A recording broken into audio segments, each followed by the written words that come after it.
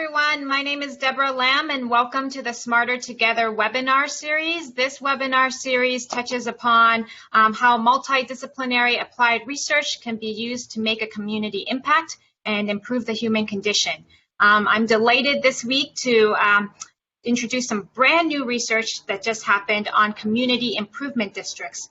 And this is a research endeavor that we worked with the Center for Quality Growth and Regional Development, Lexicon Strategies, and City and Regional Planning at Georgia Tech. I have a really great pleasure of introducing to you my co-authors of this study, Malaika Rivers and Arthi Rao, and we'll let them introduce this research and then bring our other panelists to discuss it. So, Malaika and Arthi, can you start? Happy to start. As I go ahead and share my screen, let me just say that it was certainly a pleasure to work with you, Deborah, and the rest of the colleagues at Georgia Tech. Really just a tremendous team to work with. I'm very excited about this particular effort. It has been a year of strong research, but many years in the making, given the life cycle of CIDs in the Metro Atlanta area. So I'll start by introducing the team members. Again, I'm Malaika Rivers, a partner with Lexicon Strategies. I've been in the CID space for about 25 years now. I have formed CIDs, led CIDs, and now I work with governments and commercial real estate stakeholders on exploring them and providing strategic advice as they go into those endeavors. Deborah Lamb, of course, needs no introduction, Managing Director for Smart Cities at Georgia Tech and one of the premier thought leaders on smart cities here in the region. Dr. Arthi Rao is our research scientist on this and kept all of our data and information straight and was a very critical component of this. And then we were supported by a graduate research assistant, Rachel Muller, who provide some excellent services in that regard. So let's talk a little bit about why we did this study and the purpose of it. CIDs started at the back end of the 1980s, so they have been operating now for more than 3 decades. And there's been very little research done on CIDs to understand what they have meant, where they are now, and where they're going in the future. And we thought it was particularly timely information to do that because there's now more than 30 CIDs in the area. So there's a very rich environment of CIDs. And other than hearing about what each CID has done individually, we decided that looking at them collectively would be a very strong thing to do. We also wanted to create a foundational database. As more CIDs are started and more stakeholders get involved, we wanted to make sure that stakeholders had reference tools, understand how CIDs can be used as a mechanism going forward. And we also wanted to understand the CID application on technologies. There's a lot of innovation. That is the name of the game going forward, and the CID provides a very interesting model with which to advance technological innovation. So I'm sure that some people on this webinar are very familiar with CIDs, and probably some people on the webinar are not familiar with CIDs. So just to give a quick snapshot of what CIDs are, they are legislatively enabled by state law. CID allows commercial property owners in a defined geographic area, usually concentrated commercial markets, to come together and pool dollars through an additional property tax and then spend this money to make improvements in public rights of way. So it's an additional property tax placed on commercial property owners. It's not a residential tax, it's only a commercial tax. And it, again, allows these commercial real estate owners to partner with local governments, state governments, even federal governments, to make improvements in what is otherwise traditionally the purview of the government. So CIDs can build roads, streets, trails, parks, stormwater, public transportation, and all of those allowable purposes that are identified on this slide. So I'll pass it over to Arthi now. She'll talk a little bit about the research methodology of how we structured the study.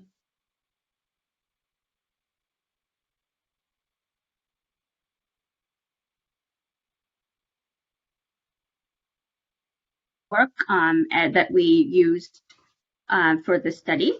And so one of the innovations in this study is really the comprehensiveness of it in terms of really understanding several aspects of the CIDs and where they're going in the future. So we used multiple sources of data, both existing traditional databases that a lot of CID practitioners use in their work on a daily basis and are familiar with, but also took up some primary data collection, namely through our surveys and important key informant interviews, to really come at this in a very comprehensive manner. And we mapped out our entire framework, as you can see on the slide, to really develop several kind of key insights into all of our research questions. We can go to the next slide. One of the key challenges that we wanted to solve or present a framework to really think through the analysis was to really compare apples to apples. So prior studies have compared all CIDs just under one large umbrella. And what happens when you do that is there's a tendency to miss subtler nuances. And some CIDs might be more similar in terms of structure and organization and functioning compared to other CIDs. So we really wanted to come up with a way of organizing these CIDs into subgroups, or what we call peers, to be able to compare CIDs within their peer groups in the sense that compare them with other CIDs that are more similar to them. So we used a clustering algorithm to create these peer groups.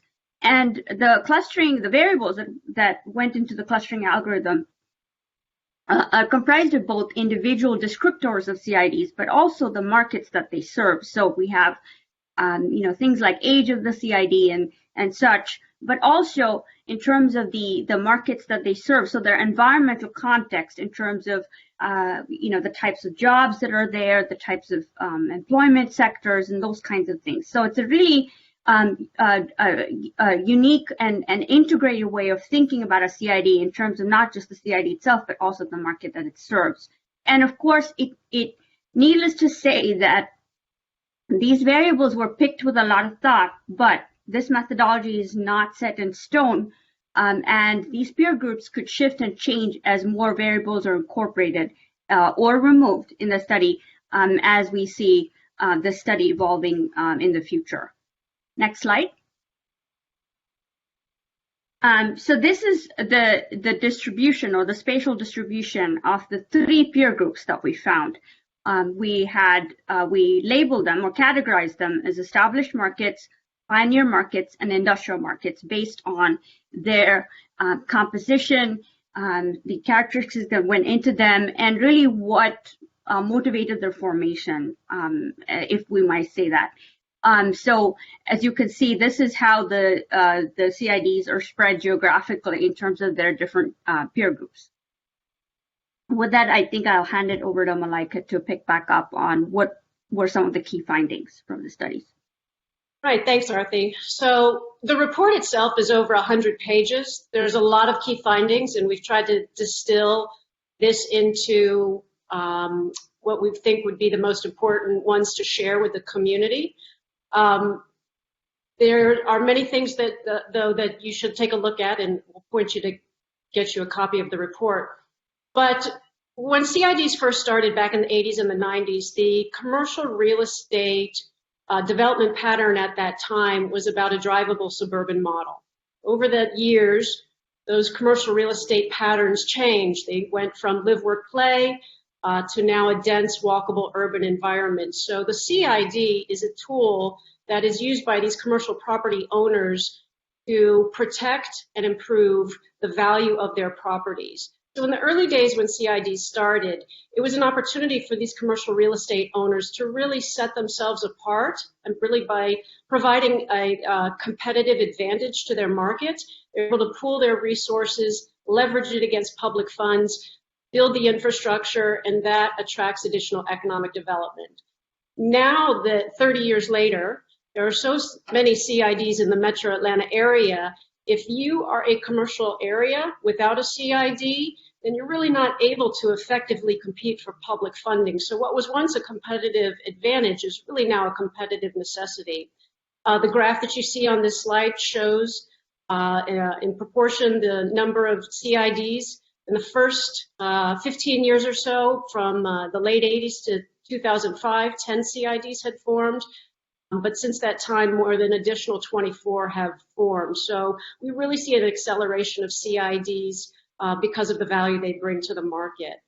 CIDs are unusual in that when people usually talk about public-private partnerships, again, it's commercial real estate partnering with governments to build infrastructure or provide programming or services. But when people usually think about these public-private partnerships, they're thinking about a singular project execution. What's interesting about the CIDs is that it provides an entire organizational ecosystem that allows for multiple projects over multiple years. So the CIDs can handle a variety of different types of projects and a number of different types of projects. CIDs are very driven by private sector, again, more specifically commercial real estate. It's the commercial real estate owners that voluntarily come together, determine that they want a CID, understand the value proposition, put the additional assessment on them, and then work with the government partners. The governments that local jurisdictions have the ability to appoint whomever they like to the board to act as their government representative. But by and far and away, we see most of the board members are coming from the private sector. So the very board, private sector governed and driven. There's really two types of organizational models, and they have evolved over the years. There's a community-facing model, which is a CID that usually has a number of staff, an executive director, and then probably several staff members, and then outsourced engineering, design, marketing, and other types of services. These community-facing models have a portfolio of projects, and the projects are offered to their larger service areas. We see that, although that is the predominant type of CID model, there's also a developer-centric model, which is a singular developer that has usually a large development, usually 1 million or more square feet, that are utilizing the CID mechanism as a financing tool to help pay for their master development. So it shows the flexibility of the CID model and its usefulness in a variety of different ways. Attracting funding is really far and away the most important reason that CIDs are formed. This graph shows reasons that CIDs formed and the reasons in their early stage of formation, and which is the blue color. And then the purple color is the operational reasons that they continue. So we see that attracting additional funding and investment, meaning again, the ability to leverage outside public sources, is the most important reason that CIDs are formed. And we also see that it becomes even more important as CIDs age and continue their operations. So whereas 65% of the CIDs were started to attract funding and investment, as they mature, grow older, we see that 80% use that as the reason to continue to operate. So that shows the flexibility of and the ability for the CIDs to retool their purposes. Whereas it was very much a private sector driven initiative, certainly in the early days, the government, local governments have taken more interest in forming CIDs. So in the earlier years of CIDs, 100% of the CIDs were formed at the initiation and the encouragement of the private sector that, again, came together to voluntarily form this group. But we see that in the past decade, there's more of an impact of local governments helping to drive and encourage the CID formation and participation of the commercial property owners. So we see more of an influence of the government. Because of that, it's a very deliberative process. When you're talking about asking people to place an additional tax on top of their property, that in and of itself has to be a strong value proposition for people. Getting enough critical mass of commercial property owners getting the buy-in of the local government, in some cases having to pass a local act in order to for the local community to activate their CID. It's a very deliberative process and takes about 4 years.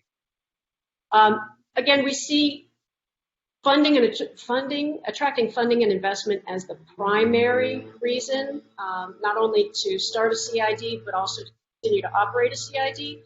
But with this increase of local governments and the public sector, we see the shift from exclusively attracting funding and investment to more of a revitalization play.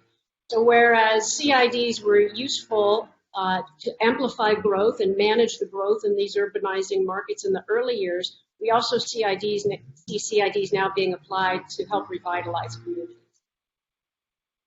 Quick snapshot of some of the numbers. We see that CIDs, they're geographically small, about 6.5 square miles on average, but they are very economically large.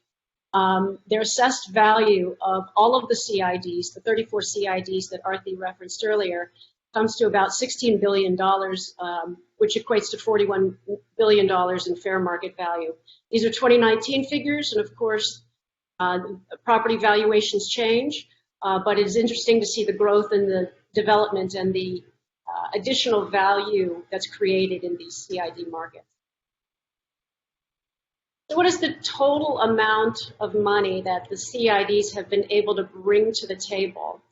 It's quite impactful. You can see that this is the chart illustrates the history of the CIDs since the first one was started in 1988 up through 2019, whereas it was about $1 million that was collected. Now we have gone to about $70 million that the commercial real estate portion of the equation brings to the table. So altogether, about $875 million up through 2019. You add the 2020 figure, that's another $70 million. So at that point, you're talking about $1 billion worth of private sector funding coming to the table to leverage against public sector funds and improve communities. So what is that leveraging? Based on half the CIDs reporting through our survey, we found that that number goes into the billions. It's about $6 billion in infrastructure, capital improvements, some programs and services that have been brought to the table. So generally speaking, for every $1 a CID brings to the table, it leverages 5. Now, Arthi talked about the peer groups. So by peer group, that leverage ratio is going to change. But regardless, it's still $1 being brought to the table that's leveraged against additional dollars, and that's money well spent for community. This slide again illustrates some of the budget allocations that the CIDs will set aside each year. The blue and the purple reflect capital projects, programs, and services. So we're seeing anywhere up to about 80% of CID budgets set aside for those types of initiatives. That reddish color is the necessary planning and study that all CIDs have to do in order to develop these types of programs. And then the yellow is relative to their administrative, marketing, and other support costs. See, the pioneer markets spend a little bit more on admin and marketing and others. That is because many of these pioneer market CIDs are in communities that have only recently initiated their CIDs. So the earlier stages of a CID's development is going to be more heavily focused on that type of administrative cost. As the CID matures, it brings more programs and projects into its portfolio, and its investment allocation is shifted in that regard.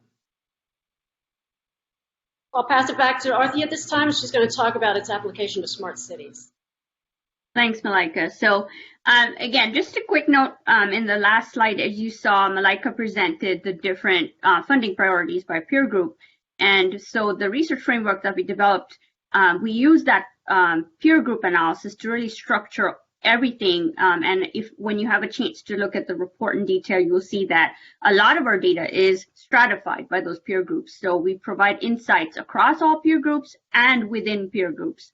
So it really gives you those ideas of the nuances we talked about. And similarly, a lot of those insights apply to our next section. But before I go into the in-depth of what we found, I'd like to talk about why we started investigating smart cities concepts in CIDs in the first place. So when Malaika started this presentation, she mentioned that CIDs are evolving and they're looking to the future in terms of what's next, how can they be resilient in these difficult times.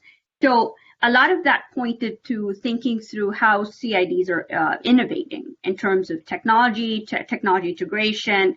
And so we were really interested to see how CIDs can really become integral partners in developing smart city concepts and implementing them. So that was one of the biggest motivators for us to pursue this research area. And we really wanted to see what the awareness of technology and smart city concepts were, how they were implementing them, how are they incentivized through their funding structures, et cetera. And all of this is really critical because CIDs remain very important actors in urban problem solving. So in terms of smart city research, if we were to find partnerships and other folks who are actively involved in the urban planning space, who would those be? So CIDs really emerged in that area. So we can go to the next slide.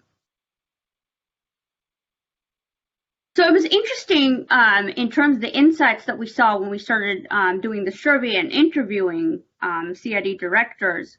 And when we asked them, are you doing smart city projects? There was kind of a hesitation in terms of we don't really understand it or we're not there yet. But it was surprising to see that when we started talking about operational things in terms of things that directly relate to their operational objectives, we started seeing that several technological innovations are already underway. There are a lot of projects that are very central to the smart city space.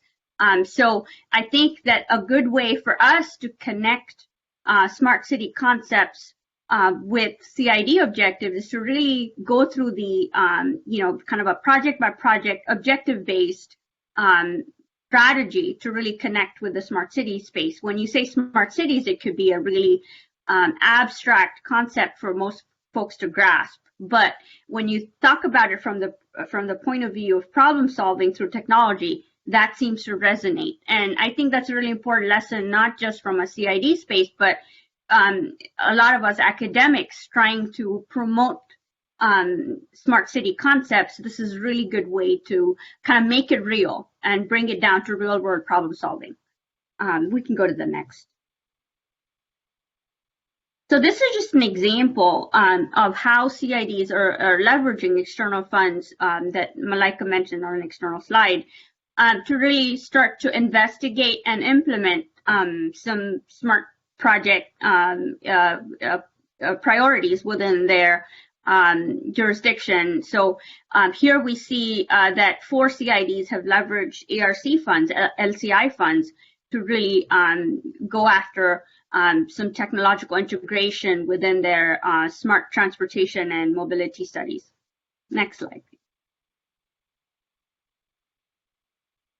So what we found through our research was there's really 3 ways in which CIDs really leverage public-private partnerships to forward the idea of thinking through innovation and technology. So one was the funding that we just saw on the prior slide, but there's also the idea of learning more, getting educated about and building awareness. So we see how, for example, one government organization did a presentation to educate a CID about smart city concepts. And then third one, which is again very interesting, is the idea that CIDs are very nimble in the way they implement projects. So they're great partners for implementing, testing, and evaluating smart city technology very quickly, and then iterating over other technologies that could possibly be a better fit. So they're great test beds to really think through and evaluate certain technologies that, for example, local governments or local partners might be thinking about. Next slide, please. So transportation and smart mobility are really natural fits for CIDs, as it fits in very well with some of their traditional priorities and will continue to be a priority moving forward. So these were just some great examples of current smart city projects that CIDs have already implemented, and some of these are traffic control, autonomous vehicle infrastructure, and smart corridors, and then public safety also emerged as a very critical topic area in which CIDs express a lot of interest if they haven't already done it. Next slide. So this is again another great example of a public-private partnership, and this is the So this is an example of how the Aerotropolis CIDs partner with modern mobility partners to create a smart corridor study for Virginia Avenue. Again, this was funded through an LCI grant, and the idea was to access the potential of new and emerging transportation technologies, including traffic signals and additional communication capabilities to leverage and enhance connected vehicles and improve transportation efficiency. So these were just some examples of what we found through our smart city component and smart city topics. And then I'll hand it back to Malaika again to wrap up. Yeah, we've talked about the word nimbleness before and flexibility. Again, that idea that over the years, the CIDs have been able to change perhaps their goals, their missions, the reasons why they operate in the commercial markets that they do, whether that's to build roads to accommodate cars, build sidewalks to accommodate people, or look at future infrastructure technologies. The CID mechanism is just a very flexible tool that is useful for a variety of different purposes, and as we've indicated before, can be utilized to pilot new technologies going forward. The future technologies issue is really, I think, the most exciting thing about this research, whereas when the legislation back in the 80s was determined, and it was passed in 1984 at the state level, infrastructure at that point was, again, in a very traditional context. But infrastructure of the future has more to do with data and digital needs and providing the physical infrastructure necessary to make sure that these commercial markets are able to continue to prosper and thrive going forward. So the resiliency and impactfulness that are outlined in the things that we've talked about, retooling purposes, the private sector management structures, diversity of funding sources, and ability to leverage and attract investments, make CIDs very powerful tools, and as they continue to proliferate throughout the Metro Atlanta area, primary commercial markets, secondary commercial markets, and now into some of these tertiary commercial markets, along with the rest of the state, other metro areas, you will really see CIDs continue to become even more impactful in the urban development and the urban innovation process. So with that, this is the information on how to get the report. You can easily go to cidreport.com, download the full report from there, or just look at the highlights that are captured in the executive summary and the key findings. You can follow our organizations on Twitter and LinkedIn. And if you have any questions about any of the information from this presentation or after reviewing the report, you can certainly reach out to us and we'd be happy to talk about it a little bit further. So Deborah, I will stop sharing. Yeah, thank you, Malaika. Thank you, Arthi. Let me also welcome Michael and Gerald to come join us as well. This is obviously the first time we're presenting this full research publicly, and so we're excited. But at the end of the day, when we talk about this type of work, it's its application. and what does it mean in its larger context. So Michael and Gerald, I will let you each introduce yourself and then provide some introductory comments before we have our discussion. I will also remind our audience, if you have any questions, I already see some, but feel free to type them up and we'll respond to them in the latter half. Michael, let me start with you. Hey, everybody. I'm here to echo. Hope you can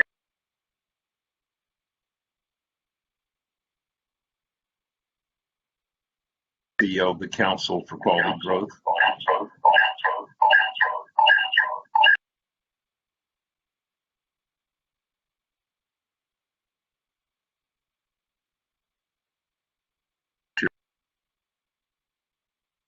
Developers and people in the growth and development industry. And all of the regions, almost all of the regions, 40 CID. For a second, you might need to mute one of your other audio. And we don't. Going bad here. Yeah. Why don't we let Gerald? Let's let Gerald go ahead. Good afternoon to everybody. Gerald McDowell, the Executive Director for the now ATL Airport Community Improvement Districts. We are going through a rebranding process. We were previously known as the Aerotropolis CIDs, but the boards voted a couple weeks ago, and we're rebranding ourselves as the ATL Airport Community Improvement District. We are two community improvement districts working together. On the Fulton County side, we have the Airport West Community Improvement District, and then on the Clayton County side, we have the Airport South Community Improvement District. And there is one staff managing both of those CIDs. Nice. I think Michael's gonna try to join back a little bit later, pending some tech issues. So Gerald, let me just start with you and just ask you your thoughts, obviously, on this work and what it means to your application, especially given the fact that you just have two CIDs to have to manage, and there's obviously a lot of excitement and work happening at the airport. Absolutely. With those two CIDs, our districts covers 15 square miles, so we're a little larger than the average size CID. And then we touch 6 different cities, parts of Atlanta, as well as Forest Park, Hateville, East Point, College Park, and the new city of South Fulton. And of course, we are also in Fulton County and Clayton County. In some cases, those are challenges, but it was a perfect environment for a community improvement district because of our private nature, working with the public sector. In addition to our cities and our counties, we also, of course, work with the state and state agencies as well as the federal government. It allows us, as the study indicated, to be extremely nimble and to explore innovations in ways that perhaps the jurisdictions are not able to explore with their tax dollars. But we are able to advance that investigation and to determine if a particular strategy or solution is feasible. And that's what we've done. We've formed partnerships. In addition, with our cities and our counties, we're working very closely hand in hand with with the Hartsfield-Jackson Airport, as well as our economic development partner, the Aerotropolis Alliance. We're working very closely to explore many technologies. And so smart city technologies, it was a logical step for us to explore because it allows us to look at technologies that would break down barriers between jurisdictions. One of the biggest challenges of the airport area is that you move through multiple jurisdictions very quickly. And that's a challenge with public safety, but it's also a challenge with different ordinances that may exist, and they're not necessarily consistent from one jurisdiction to the next. So a community improvement district kind of acts as a collaborator to identify opportunities to work together and to bring these technologies to the forefront using our resources. Thank you. Yes, definitely when it comes to shared infrastructure and people moving across jurisdictions, CIDs can be a really important unifier, especially at the airport. Michael, can we try you with, hopefully the audio will work?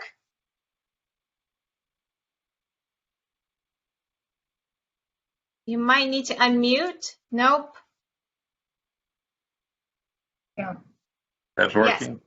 Yes, we can hear you. We're having so much trouble. I apologize, guys. We're just having super trouble here. No problem. Well, do you want to just introduce yourself? And y'all can hear us now? Yes, I can hear you. Yes. Want to just briefly introduce yourself and obviously what this means to your work at the Council of Quality Growth? Great, thank you guys. So I'll start over, apologize for that. So again, the Council of Quality Growth is a trade association representing the growth and development industry here in the region, and our members are all kinds of folks involved in that trade, in those endeavors. But what's really important is of the 30 CIDs here in the region that are active today, almost all of them are part of us. And what's really critical to know here is that the CIDs, as has been stated, and this is a great report, by the way, guys, really appreciate your hard work on this. What we've really seen over time here at the council is the way these CIDs have been such a great supplement to what our local governments can't do and what our state government can't do, and what is really hard to achieve with the levels of tax income that comes in. And to Malaika's point, the innovation and flexibility that CIDs bring to the table. And things have changed greatly in this region over the past 10 years. The need for different and new types of connections that CIDs have been right at the top of the list. And I think we see our local governments and state government look to the CIDs now instead of the other way. Look to the CIDs to, as we say, knit the region together. And we use that term a lot as you look at the map of this region and how CIDs touch, and CIDs are forming all the way around the region. And one point that we always make is if you look at all the top job centers in this region and you overlay where the CIDs are located, it's an exact match. And now job centers and now population centers, as we urbanize these centers, it's a match that is a result of the transportation improvements, the congestion relief projects, the lifestyle amenities, and the safety projects that they all work on. So the lifestyle for the employer and the employees and the residents, it all fits together. And I think people go about their daily business, whether they travel through a CID to go shop or go work, or even folks that live here, because we're in the perimeter CID where offices are right now, and probably have no idea where those improvements came from. They don't know that if it was local or state government, but what they really don't understand is those great looking streetscape amenities, the benches and the walls and the lights and all the things that make life in the trails, all those things that make life great. They didn't appear magically. They appeared because CID was formed, the commercial property owners invested in that community, and the results benefit everyone. And that's a really important point. Thank you, Michael. We have a number of questions from our audience, and I would encourage the questions to keep coming because it's going to be, obviously there's great interest in this work. But let me just start with Malaika, because there's a question on the larger economic impact. You put up some big numbers in terms of the economic impact of CIDs and their ability to leverage and generate money. One question that came from our attendees is, how is that money leveraged and where is it from? Obviously, as Michael already articulated, and Gerald does actually, is that CIDs have a huge mandate. There's very limited resources, like most entities, and so how are they able to use what little they have to really leverage it?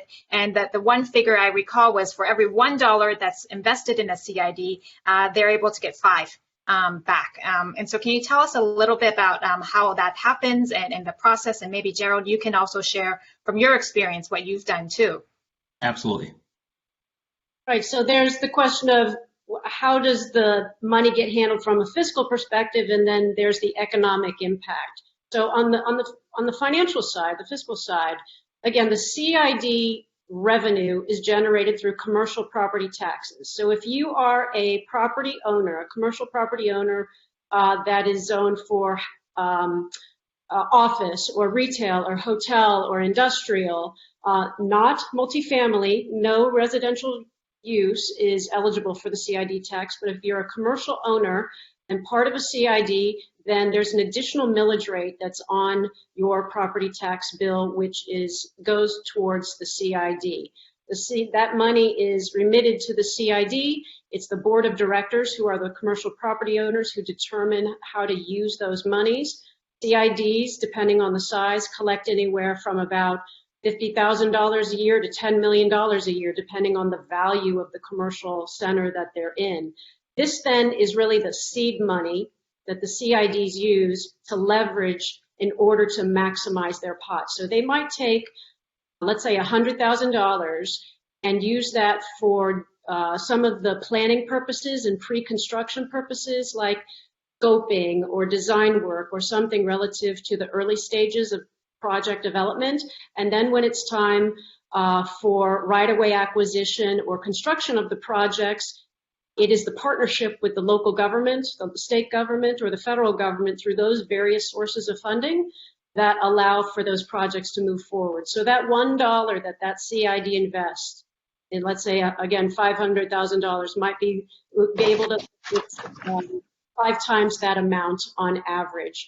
Now, the ability to maximize your return on investment, your ROI, and your leverage ratio for CID really has to do with the type of project that you're in, meaning there's more public funding available for, say, a road and a bridge than there is public funding available for a sidewalk or some other type of effort. So that's the beauty of the CID. The tax revenues that the CID collects creates that seed funding, which is then leveraged against larger sources for this additional infrastructure investment.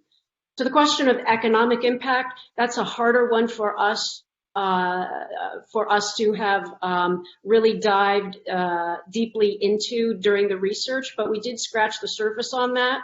We did look at the relative values of the commercial centers that the CIDs are in, and we found that over the years, there's about a 7% increase in the property valuations, which is in part attributed to CIDs, but we did not make the claim that it was exclusively attributable to CIDs, because there's so many factors that go into the value of real estate. It has to do with, community development. It has to do with whether you're located near excellent schools or university systems, or what other types of assets that particular community has. So the CIDs are a contributor to the economic impact, but we would not make a claim that any increases in the value of these commercial centers was exclusively due to the CID.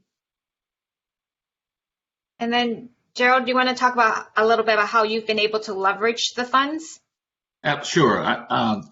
3 examples immediately come to mind, and especially during the pandemic. Last year, one of the challenges that came about in the airport area was litter. There seemed to be an increase of litter throughout the corridors and from one jurisdiction to the next.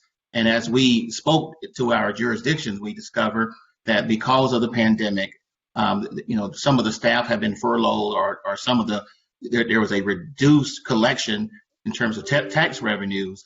And so even though it seemed like something small, we hired a consultant for, I believe it was $20,000 or $30,000. And this consultant is now developing a litter management and strategy that we have reached out to all our jurisdictions, and we've come up with some recommendations to address this particular problem.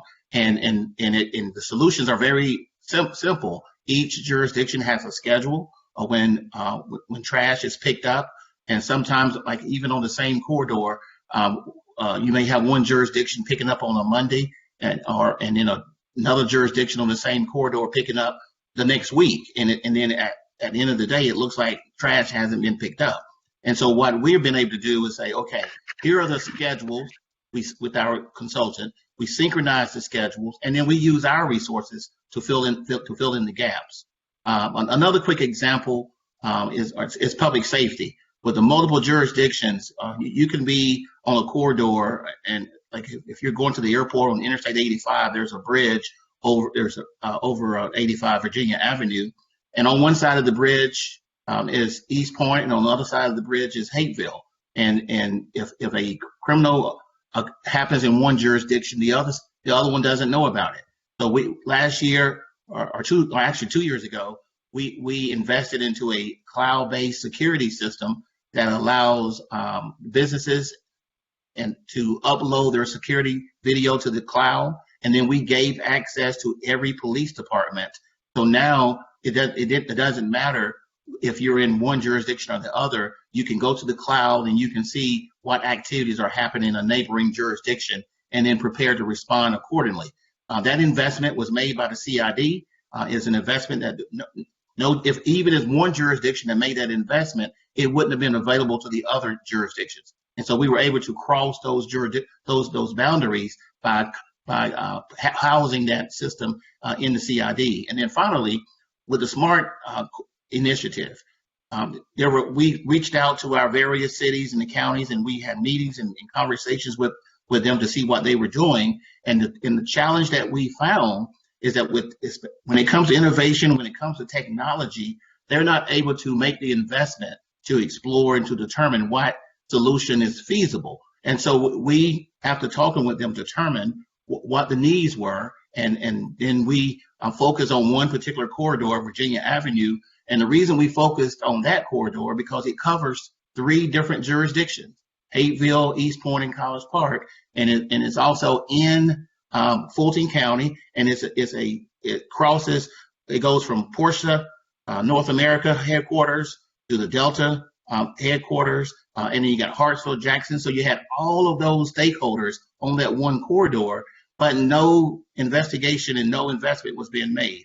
And so we were successful in securing a grant using our resources, and then we brought all those stakeholders to the table as we went through that study, and we came up with solutions that now we can go and present to each council and as feasible solutions for some of the challenges that are faced in the airport area by these different jurisdictions. And then they didn't have to spend any of their funds to make these discoveries. We use the CID resources, and we leverage our resources by getting qualifying and being selected for a grant.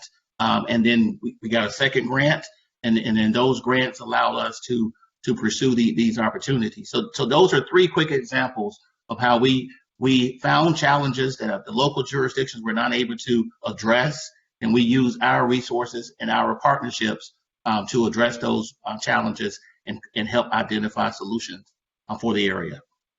Thank you. I think you're also showcasing your IT expertise as Okay. you're saying that, which is wonderful. And it actually goes back to what Dr. Rao was saying in terms of how we thought about smart cities. As long as it actually meets the operational goals of the CIDs, then technology could be a powerful tool to not only reach those goals, but also produce those cost efficiencies that you were alluding to. So great examples. Another question from this one from Dr. Yoshi, and this could be for all the panelists, but can you provide some examples of how CIDs have focused on disadvantaged neighborhoods and what kind of work was done to address it? I'll tell you very quickly. In working with our partner, the Aerotropics Alliance, which is an economic development focused organization, there were several of our cities who wanted to pursue development, mixed use development, and some of those developments were in challenging neighborhoods. And one of the challenges for those developments was a lack of infrastructure. And so we were able to partner with the Alliance and with our cities, work with the Georgia Department of Transportation, for example, work with MARTA and the ATL, and we identified some projects, new roads, new MARTA stops. We also identified some future possibilities in terms of a transit solution that can be brought to the area. And as a result, now we have these plans of pursuing these projects, and it allows those developments to advance. And so you have affordable homes in those areas who had a great need for public transportation. And then you also have jobs opportunities in those areas. And because of the lack of public transportation, workers were not able to get to those jobs. And so that was looking at the infrastructure was the glue, if you will, that brought those possibilities, those development possibilities together. Yeah, I like the way that you phrase that, Gerald. It's the CID can really act as the glue to connect so many different missions, whether it's the ability to build the infrastructure because it allows people to travel, walk, be connected, and that might be for jobs, that might be for residents, that might be for whatever the constituency is. CID, the CID can, what they do provides that. I think it's important to keep in mind that the CID is inherently, because it's a group of commercial property owners, the goals of the CID are going to be relative to whatever the goals and the needs are of those commercial property owners in that particular district. So that might mean building roads so cars can get in and out very fast. It might mean sidewalks that help connect people to places. It might mean beautification and amenitizing the public realm. It might mean public safety through additional police officers or other activities. So it could be, it has traditionally been over the 30 years, mobility, beautification, public safety. I think what's interesting and exciting about the future of CIDs is that commercial real estate needs, we have seen the 30-year evolution. We're currently in a global situation that is changing industries very rapidly, commercial real estate being a big part of that. Workforce, the ability to either work in a centralized area or a more dispersed area, all of that is going to change the built environment. How is commercial real estate going to respond to it, and how are they going to use the CID tool to respond to it? And I think the big part of that is as infrastructure changes from primary infrastructure needs from the 1980s to future infrastructure needs with digital and data, how will the CIDs get engaged in those types of infrastructure programs that they may not have been involved in 10, 20, 30 years ago, but it presents an opportunity for CIDs to do more in that regard for commercial real estate stakeholders, but also for the greater community, because everybody benefits from these programs and services. Well said, Malaika. And unfortunately, we only have about a minute left, so we won't be able to get through all the questions, but let me just say this. The full report that everyone can view is going to be at www.cidreport.com, so you can view it. The slides and webinar recording will be up later on, and of course, you can follow up with us. I will say a couple more things. You know, Michael's group at the Council for Quality Growth has a lot of different events now, of course, digitally as well and virtually. And so I think that's a great way to plug into, you know, this kind of CID network. Gerald obviously is an inspiration in terms of CID executive directors, in terms of what to do and how to do it. So I would recommend also going to his website and learning more about what Aerotropolis is doing. And of course, Malaika, not only as the researcher in this report, but also the practitioner in actually advising CIDs and running CIDs herself, has a lot to contribute. And this, of course, would not have happened without Dr. Rao and her expertise on the research. And one thing that we're really excited about the research perspective is that this hopefully can continue in many forms. and that the information that we had collected was at a certain point in time with what's available. And as we build from that and hopefully establish more baselines, especially with the peer group clustering, we'll be able to add on to that in additional phases and versions. So I don't think the CID research is going to be done, and I do think it's a great inspiration in terms of the resilience and the glue that can be done in terms of the local area and, of course, driving further economic development. So thank you, Malaika, Arthi, Gerald, and Michael, and thank you again to the audience, and stay tuned for our next webinar next week. Thank you. Thank you.